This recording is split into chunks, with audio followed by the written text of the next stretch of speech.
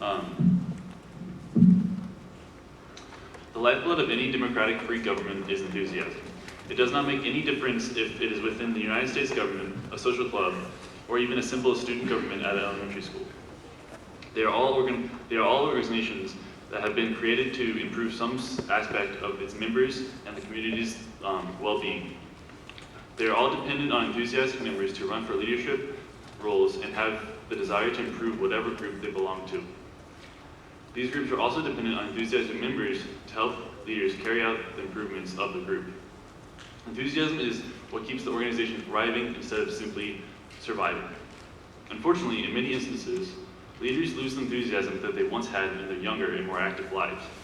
Sadly, the more common occurrence is that it becomes clear to the populace that the leader was faking their enthusiasm only to get the position of power that they have. These power-hungry leaders do actually have some enthusiasm, but it's not the enthusiasm that the populace is looking for. See, these leaders are extremely enthusiastic about the idea of having supreme power and authority. And they stay on the surface level of saying, oh yeah, look at me, I have power. Never thinking to dive deeper into the, oh yeah, now I can finally help someone and do positive changes with my position. These power-hungry leaders, which I would now refer to as shallow leaders, never think to dive, these power-hungry leaders become a parasite to their organizations because they're never doing anything productive with their position and are preventing anyone who wants to do anything productive from ever having that position and doing what they want to be doing. Most people are aware of the many positions in our government that are held by someone who no longer does productive work. We have senators who vote in a little over half of our bills and abstain from the rest because it is too much work for them to read the bill, even though that's their job to do. Our government is riddled with career politicians whose number one goal while being an elected official is to get reelected. I'm going to go back and explain. So the number one goal is to be reelected. They're not there to pass bills. They're not there to bring up controversial topics. They're there to be reelected. That's all they want to do. These shallow politicians have no enthusiasm about proactively helping our country. The only person that the shallow politician is looking after is its corporations that are funding it and themselves. Sadly, this lack of enthusiastic leaders does not stop at the door of our school. This problem is present even within school clubs and governments. We have had the misfortune to have our eyes open to this lack of enthusiasm from student leaders when our project was neglected by the student leaders of our club. Oddly enough, this club is all about being for the inspiration of technology and solving world problems. I'm going to explain why that's odd. Our project is a circuit that detects illegal logging and helps decrease global warming and deforestation. I don't know if you caught why that's odd, because our leaders didn't, and I'm going to go ahead and explain why our leaders didn't. Circuit is a form of technology. It's pretty basic information if you didn't know that. And so that's one criteria of the club. And then the other criteria was we're limiting deforestation and global warming, and that's a pretty big global problem that we're having a solution to. So now you're probably thinking, why would a group that's all about the inspiration of technology and solving global problems not support a project that uses technology to solve a world problem? Well, the leadership's reasoning behind this decision was, and I'll quote them here, we don't want to have to do the work. Well, as I explained multiple times to them, they wouldn't have to do any of the work. Jeff and I would be doing the project, and we would be just giving them the credit for the project. Surprisingly, they responded, we still don't want to do the work. Please don't ask us again. And I even got a, please, I don't like making decisions from a leadership person. Enthusiasm didn't exist in this leadership. Leadership didn't exist in this leadership. It was too much work for them to participate in leadership decisions. When a member of a leadership admits they do not want to do work to carry out a goal of the club, they're admitting that they have lost their enthusiasm for the position. When they admit they do not like making decisions, they're admitting that they're not qualified to be a leader. When a leader says they do not want to do the work of a leader, they become a parasite preventing the group's advancement. The big question here is, what do we do about it? Do we give up? Do we succumb to these shallow leaders' poisonous apathy? The truth is that many people have. We convince ourselves that we have no power over the decisions that our government makes, that our vote means nothing. Somewhere down the line, somebody convinced everyone else that apathy was cool. The sad thing was, everyone was too busy not caring enough to disagree with them. If our society is ever to hope to get rid of useless leaders and finally make advancements, we need to remember the power that enthusiasm gives us. Enthusiasm is the common people's most strongest tool to help leaders carry out what they're supposed to carry out.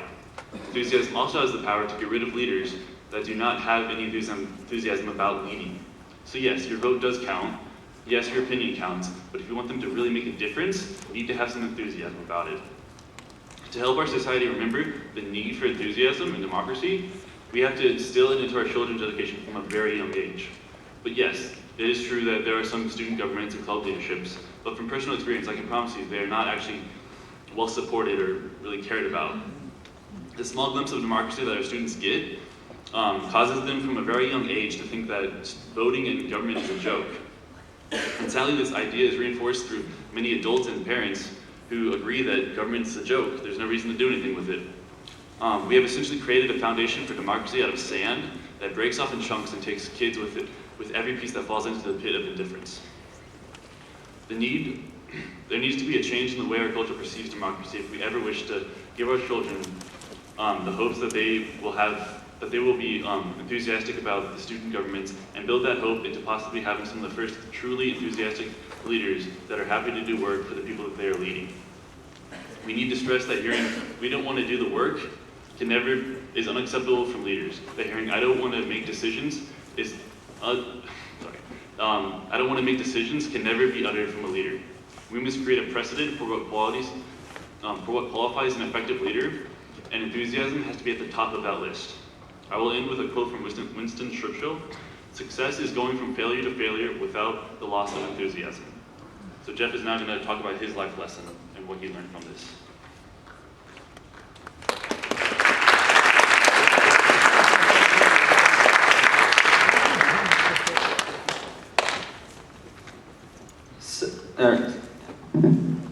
So while we were working on our project, we really came up with some keywords here that describe what happened in solving it. So innovation was really the key with our design and our creativity and stuff. So I'm going to talk through how we actually went about analyzing and solving this problem. So the first thing we did, which you should do with every problem that you're faced with in the world, is we identified the problem and the causes. Specifically, if you look at the right here, this is a chart showing what's causing global warming. The number one leading cause is fossil fuel use, creating carbon dioxide. But the second leading cause is deforestation, right here. And while there's a lot of people working on stopping fossil fuel use, there's very few trying to stop illegal deforestation. A lot of governments with corrupt leaders, like Michael was saying, they just look the other way. So in like South America, about 70 to 80% of logging is actually illegal logging, and it kills the environment and the ecosystem, but it's having global impacts. So even though it's in another country, you should definitely care about this issue. So after we identified the problem and what was causing it, we wanted to look at existing solutions and how we could improve them, because we wanted to work on other people's solutions to help further the cause. So there's two main solutions right now that are facing this problem. The one on the right is GIS, or Geospatial Information Systems. Basically, they look at satellite imagery of the rainforest, and they map out where sections of trees go missing after a certain time. So they'll take like this image, compare it to this one, and this one they can track where illegal logging is taking place, like in the sections that become white.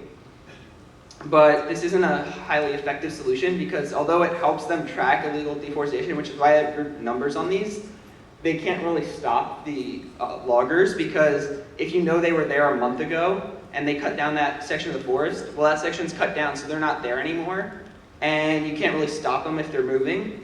So there's a nonprofit organization called Rainforest Connection. They created a Kickstarter to help fund their project. And they had a pretty innovative design in our opinion. And it's over here right here. Basically what it is it's a smartphone put into a case with a battery, and it has solar panels around it, and it listens for the sound of a chainsaw. When it detects this sound, it can send alerts to local authorities to intervene real time. So why this is innovative is because unlike this solution, this one's actually real time, and it uses existing technologies. So they're able to actually stop loggers in their tracks before the forest is gone. And they are implementing the solution right now, and it's pretty effective in the limited amount of areas they've been able to put it into. So we wanted to build on their solution, and we analyzed what they had here, and we noticed a pretty big problem. And this also came from looking at the Kickstarter pricing and stuff like that. And that is that they use a lot of solar panels to power that smartphone, and solar panels cost a lot of money in electronics. So I don't know how many of you guys have to charge your smartphone every night, probably all of you. But they use a lot of power, and solar panels are barely efficient and cost effective when they're put on houses aimed at the sun in completely open areas. And they're trying to power a smartphone in the middle of the forest where there's a lot of shade. So they're only getting a little bit of sunlight on the panels every so often, so that really kills the efficiency of them, which drives up the amount of solar panels they need to power this, which drives up the pricing quite a lot. So like one of those rainforest connection devices would cost like a few $100s, and you can't really scale that solution to a scale that would make a drastic impact on rainforest and global warming. So we thought about it, we started to design a solution for it. So here's what we were trying to do. Yeah, get this to work. So here's part of the circuit design, not all of it. But basically we designed a circuit and we prototyped it on what's called a breadboard, but basically we prototyped a solution to help combat this. And our whole idea was that we would, instead of using a smartphone, which uses a lot of power, we'd make a circuit specialized just for this application that uses way less power and doesn't have a processor on board. So we prototyped this on a breadboard, but eventually it could be put into production with a circuit board. And that gives another advantage over the old design. The old one, they take a recycled smartphone, they'd have to customize it, put all their software on it, and there's so many different models of smartphones, it takes time. They have to manually go in with each phone and create a device, which doesn't make it very scalable.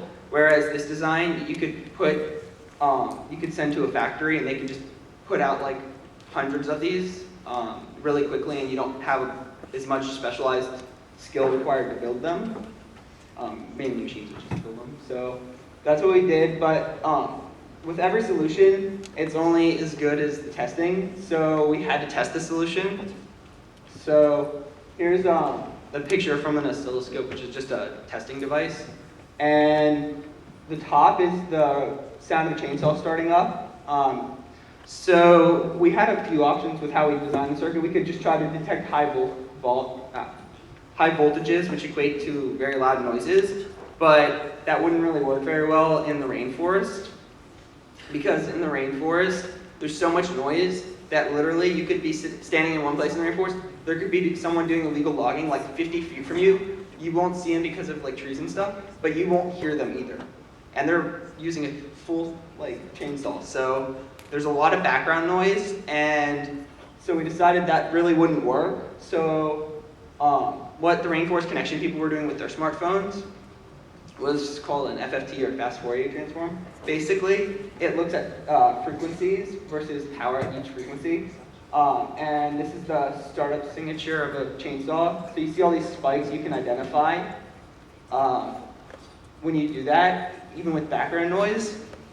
So we designed our circuit to actually look for those spikes, but without using all the processing power of a fast Fourier transform.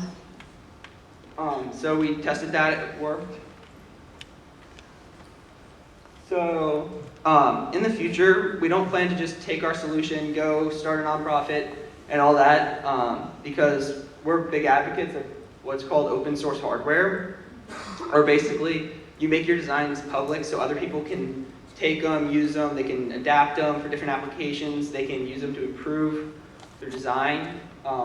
So we want to give them the designs because they're already in place to implement the solution. They've been doing it. We're just trying to help improve their design. We don't really want to compete with them because we're all trying to stop global warming. So again, innovation is key. So if you guys take only one thing away after my long talk and technical details and stuff, it's that innovation and creativity are really what's going to solve the world's problems. And don't limit your thinking. Try to have enthusiasm with your when you're solving problems, and try to get others interested in the problem and raise awareness and get enthusiasm with leaders and stuff.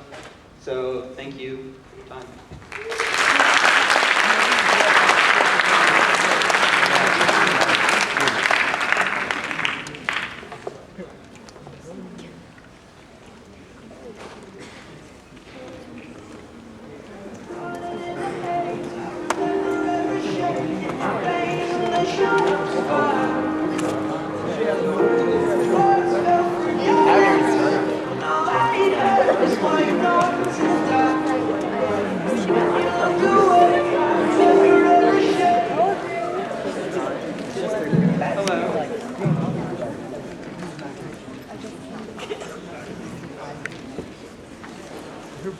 What is the noodle's favorite ice cream flavor?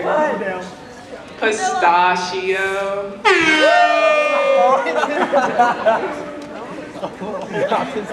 I get it.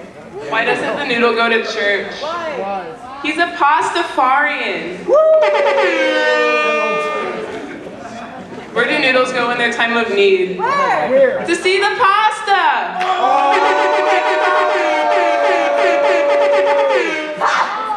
The world is full of possibilities.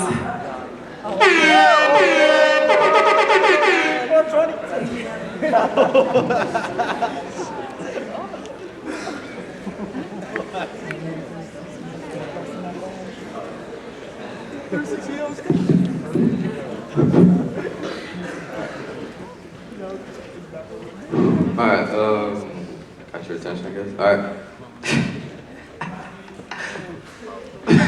Alright, that cough, sorry. This next person is our final one, actually. His name is Vishal. So, apparently from my speech thing I'm supposed to ask you. Chantilly students, do you ever sit down, look at your homework and, and realize you are illiterate and can't speak?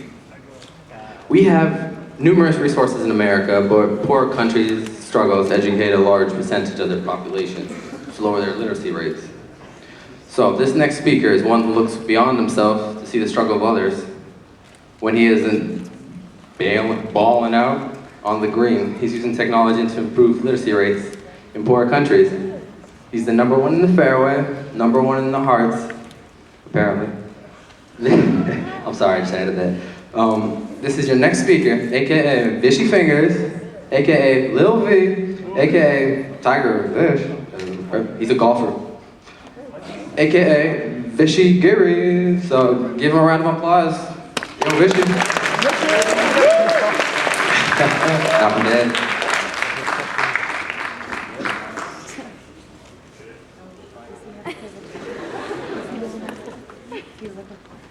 All right, I thought I was gonna have a PowerPoint, but looks like I gotta do this from memory.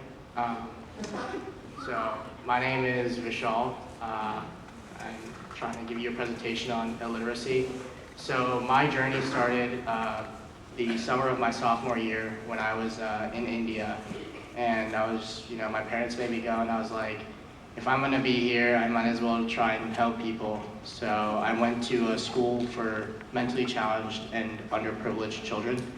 And when I walked in, most of them, if not all of them, did not know how to read or write. And that's something I found very shocking. So during my time there, I worked with them and tried to help them learn how to read and write English. So, the basic structure of any language is the alphabet, so you want to start learning how to do that. And most countries that aren't in the United States, or most countries outside of North America don't have the proper education system to really teach people how to read and write. And that comes from people who want to. All right, yeah, so that's the alphabet. If you don't know what that is, you probably shouldn't be here. Yeah, that'd be a real problem. So, can I get the next one? Or? Do you have a clicker? Alright, so books are extremely important because those are accumulations of knowledge from the past, and if we don't know how to read or write or record information or access information, we would be left in the past and we wouldn't know how to learn from the successes of the previous generations or the failures of the previous generations. And as I say, history tends to repeat itself, so we don't want to be stuck in that loop. We want to improve and make each generation better and better. So knowledge is power. Knowing, like what I just said, knowing what happened in the past and learning new things in the future to constantly create innovation is a very important tool, and that comes from your knowledge of reading. Countries that don't have this luxury, they tend to stay in the past. They don't have the type of technology and innovative techniques that we tend to have here. So this is what like a third world country would look like. Hopefully, none of us are in this kind of situation, but there are a lot of other countries that this is the scenery and it's not nice, and this is because the past generations, they didn't have the proper education and knowledge. They don't know how to read and write, and when you don't know how to do that, you can't pass that down to the next generation. And when I was in India, the fun thing was, it's not that the kids didn't want to learn, it's that they didn't get the proper instruction. In fact, they were probably more eager to learn than any one of us here right now. Knowledge to them is so precious, and everything that they learn, they just want to retain. And it's hard when they don't have a proper foundation, and the foundation to any type of knowledge is knowing how to read and write, so you can attain new information. So this is like what a typical classroom would be like around here. Hopefully you guys know that if you're still coming to school. Technology is a real important thing. Back in the day when we were little tykes learning how to read, we didn't have iPads and all this other stuff. We just got a book and we had a person tell us what the alphabet was, and we tried to put them together, and half the time it was embarrassing because you try to read a word, you just start stuttering, wouldn't know what it's like. Nowadays, technology really influences how kids learn how to attain knowledge.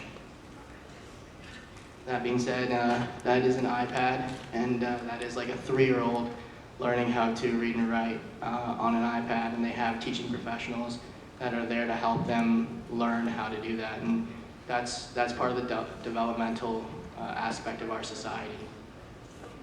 And in the United States, we sometimes have multiple teachers for a small classroom, causing a greater student-to-teacher ratio, so that it's more personal connections with your teacher. In other countries, it might be like one teacher for every 45 kids, and it's like under a bridge or something. It's an environment where you can't really learn, and we're lucky enough to have that ability to get that knowledge. Yeah. So my idea for trying to help fix this is similar to this app. I want to create a very useful and cheap book or type of technique to help kids in third world countries learn how to trace and draw the shapes and learn the pronunciations, because once you know the basics of the alphabet, you can really start to develop yourself and attain knowledge and not be illiterate, which is really the end goal. Thank you.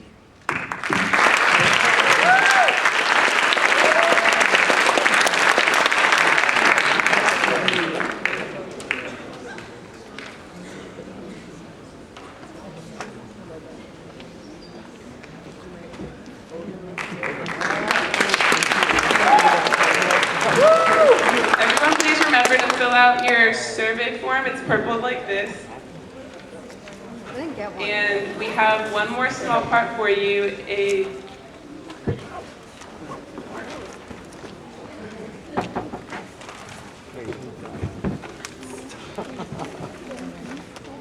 Sorry for the interruption. We had to change the plans, it looks like. We were actually going to put up a video of what an official TED Talk looks like, but it is 1:51, so we were just going to say thank you for looking at our TED Talk thing, and we were going to say just stay put until the bus comes, I guess. That was the thing.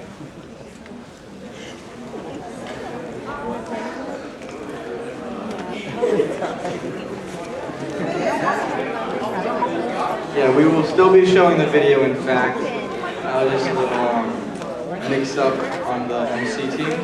So if you could all pay attention, this video personally touches me. It's just so good, and I hope you guys pay attention to it. Thank you.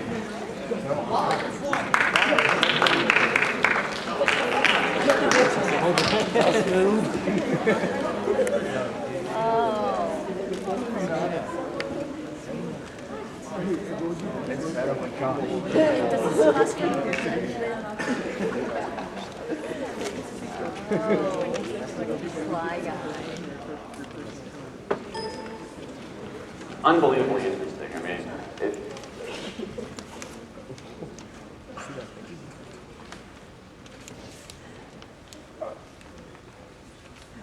our motivations are unbelievably interesting. I mean, I've been working on this for a few years, and I just find the topic still so amazingly engaging and interesting. So I want to tell you about that.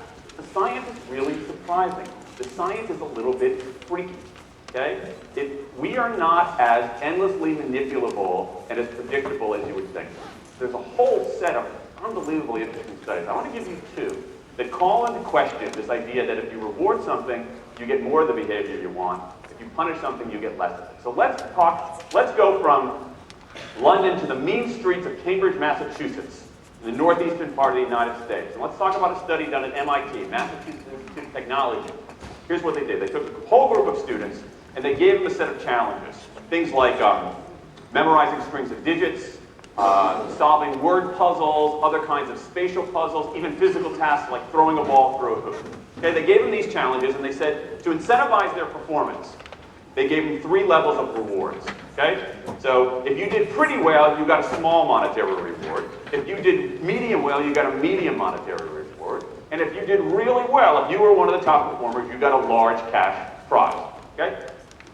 We've seen this movie before. This is essentially a typical motivation scheme within organizations, right?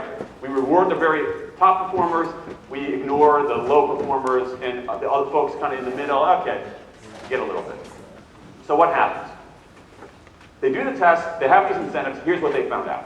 1, as long as the task involved only mechanical skill, bonuses worked as they would be expected. The higher the pay, the better the performance. Okay, that makes sense. But here's what happens. But once the task called for even rudimentary cognitive skill, a larger reward led to poorer performance. Now this is strange, right? A larger reward led to poorer performance? How can that possibly be? Now what's interesting about this is that these folks here who did this are all economists, 2 at MIT, 1 at the University of Chicago, 1 at Carnegie Mellon, okay? The top tier of the economics profession. And they're reaching this conclusion that seems contrary to what a lot of us learned in economics, which is that the higher the reward, the better their performance. And they're saying that once you get above rudimentary cognitive skill, it's the other way around. Which seems like this kind of, the idea that these rewards don't work that way seems vaguely left-wing and socialist, doesn't it? It's kind of this kind of weird socialist conspiracy. For those of you who have those conspiracy theories, I want to point out the notoriously left-wing socialist group that financed the research, the Federal Reserve Bank. So this is the mainstream of the mainstream coming to a conclusion that's quite surprising. It seems to defy the laws of behavioral physics. So this is strange. It's strange funding. So what do? They say, this is freaky. Let's go test it somewhere else. Maybe that $50 or $60 prize isn't sufficiently motivating for an MIT student, right? So let's go to a place where $50 is actually more significant relatively, right? So let's take the experiment. We're going to go to Madurai, India, rural India, where $50, $60, whatever the number was, is actually a significant sum of money. So they replicated the experiment in India roughly as follows. Small rewards, the equivalent of 2 weeks' salary. Small performance, low performance, 2 weeks' salary. Medium performance, about a month's salary. High performance, about 2 months' salary. Okay, so those are real good incentives. Okay, so you're going to get a different result here. Well, what happened though was that the people offered the medium reward did no better than the people offered the small reward. But this time around, the people offered the top reward. They did worst of all. Higher incentives led to worse performance. What's interesting about this is that it actually isn't all that anomalous. This has been replicated over and over and over again by psychologists, by some extent by sociologists, and by economists, over and over and over again. For simple, straightforward tasks, those kinds of incentives, if you do this, then you get that, they're great. For tasks that are algorithmic, set of rules where you have to just follow along and get a right answer, if-then rewards, carrots and sticks, outstanding. But when the task gets more complicated, when it requires some conceptual, creative thinking, those kinds of motivators demonstrably don't work. In fact, money is a motivator at work, but in a slightly strange way. If you don't pay people enough, they won't be motivated. What's curious about, there's another paradox here, which is that the best use of money as a motivator is to pay people enough to take the issue of money off the table. Pay people enough so that they're not thinking about money, they're thinking about the work. Now, once you do that, it turns out there are 3 factors that the science shows lead to better performance. Not to mention personal satisfaction. Autonomy, mastery, and purpose. Autonomy is our desire to be self-directed, to direct our own lives. Now, in many ways, traditional notions of management run afoul of that. Management is great if you want compliance, but if you want engagement, which is what we want in the workforce today as people are doing more complicated, sophisticated things, self-direction is better. Let me give you some examples of this, of almost radical forms of self-direction in the workplace that lead to good results. Let's start with this company right here, Atlassian, an Australian company. It's a software company, and they do something really cool. Once a quarter, on a Thursday afternoon, they say to their developers, for the next 24 hours, you can work on anything you want. You can work on it the way you want, you can work on it with whomever you want. All we ask is that you show the results to the company at the end of those 24 hours in this fun kind of meeting, not a star chamber session, but this fun meeting with beer and cake and fun and other things like that. It turns out that that one day of pure undiluted autonomy has led to a whole array of fixes for existing software, a whole array of ideas for new products that otherwise had never emerged. One day. Now, this is not an if-then incentive. This is not the sort of thing that I would have done 3 years ago before I knew this research. I would have said, you want people to be creative and innovative? Give them a freaking innovation bonus. If you can do something cool, I'll give you $2,500. They're not doing this at all. They're essentially saying, you probably want to do something interesting. Let me just get out of your way. One day of autonomy produces things that never emerge. Now, let's talk about mastery. Mastery is our urge to get better at stuff. We like to get better at stuff. This is why people play musical instruments on the weekend. You have all these people who are acting in ways that seem irrational economically. They play musical instruments on weekends. Why? It's not going to get them a mate. It's not going to make them any money. Why are they doing it? Because it's fun, because you get better at it, and that's satisfying. Go back in time a little bit. I imagine this if I went to my first economics professor, a woman named Mary Alice Schulman, and I went to her in 1983 and said, Professor Schulman, can I talk to you after class for a moment? Yeah. I got this inkling, I got this idea for a business model. I just want to run it past you. Here's how it would work. You get a bunch of people around the world who are doing highly skilled work, but they're willing to do it for free and volunteer their time, 20, sometimes 30 hours a week. Okay, she's looking at you somewhat skeptically there. Oh, but I'm not done. And then what they create, they give it away rather than sell it. It's going to be huge. But she truly would have thought I was insane. Okay, it seemed to fly in the face of so many things. But what do you have? You have Linux powering 1 out of 4 corporate servers in Fortune 500 companies, Apache powering more than the majority of web servers, Wikipedia. What's going on? Why are people doing this? Why are these people, many of whom are technically sophisticated, highly skilled people who have jobs? Okay, they have jobs. They're working at jobs for pay, doing sophisticated technological work. And yet, during their limited discretionary time, they do equally, if not more, technically sophisticated work, not for their employer, but for someone else for free. That's a strange economic behavior. Economists who looked into it, why are they doing this? It's overwhelmingly clear. Challenge and mastery, along with making a contribution. That's it. What you see more and more is a rise of what you might call the purpose motive. is that more and more organizations want to have some kind of transcendent purpose. Partly because it makes coming to work better, partly because that's the way to get better talent. And what we're seeing now is, in some ways, when the profit motive becomes unmoored from the purpose motive, bad things happen. Bad things ethically sometimes, but also bad things just like not good stuff, like crappy products, like lame services, like uninspiring places to work. That when the profit motive is paramount, or when it becomes completely unhitched from the purpose motive, it just, people don't do great things. More and more organizations are realizing this and sort of disturbing the categories between what's profit and what's purpose.